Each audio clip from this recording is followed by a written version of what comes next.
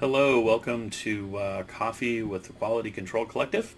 And my name's Greg, and this is... Renee, and we're really glad you guys are here today. Yes. Today we would like to talk about spare parts and storage of spare parts. This is another closeout item that can be quite a hiccup for the quality control managers towards the end of a project. You're really busy on the back end of those projects, and you're witnessing tests and you're documenting tests and you're trying to get all the paperwork in, and you start in commissioning. So spare parts is kind of always an afterthought, and there are some hiccups that we have seen happen time and time again that we're hoping to share some tricks and tips on today. Hiccups are an understatement. We've had some literal nightmares, QCs. Spare parts is another closeout item, and like Renee had said, and it'll hold up your money and close out on the project and turnover.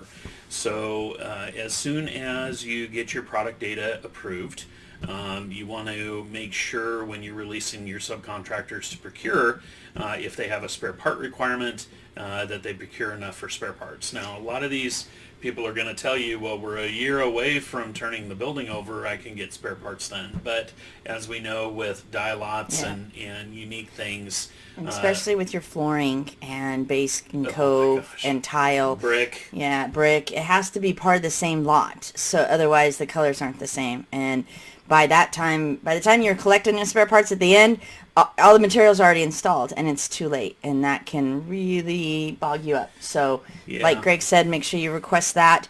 Make sure you're tracking and logging the spare parts.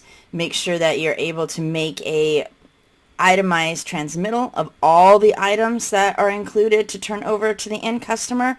That is a way to cover you, and it's a way to cover your subcontractor.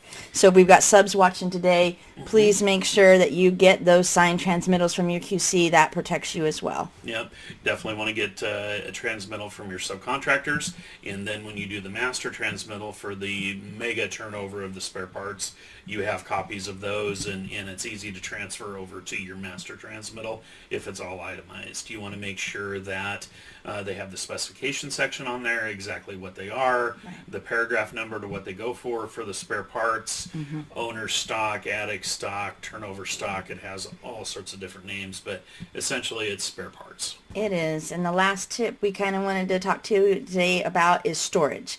So all your spare parts are going to be palletized or in a room if it's a building that you're turning over, except for fire stuff. So all the items that goes with your fire sprinkler are usually in the sprinkler fitting box, and that's on the wall.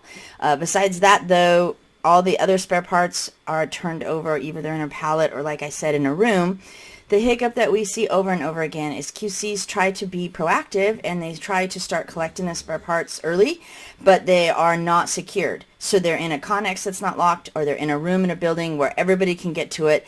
And if the craftsmen screw up and with the install and they need another tile or they need another piece of base coat, it's really easy for them to go to your spare parts and pull it out of there. But then at the end, you don't have your spare parts, and the subs are saying, we've already turned them over to you, you've got them, and you don't have the right amount. And it's something that we've seen over and over again.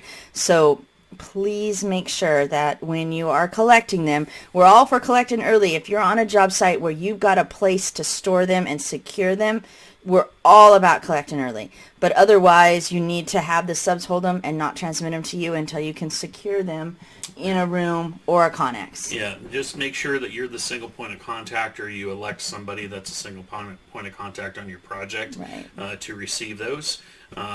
We love our superintendents, but quite frankly, they are at that point of the project getting ready for turnover. They're concentrating on punch lists and getting the subs out. And if they need to grab a ceiling tile and they need to get it done, or the cove base that Renee was talking about, they're going to raid your spare stock, and they're just going to have the subcontractor try and replace it because they're focused on the punch list. But don't let that happen. I know it's a pain and you're probably going to get cussed out at, but it's going to make your life easier in the end, and everybody's going to thank you for it.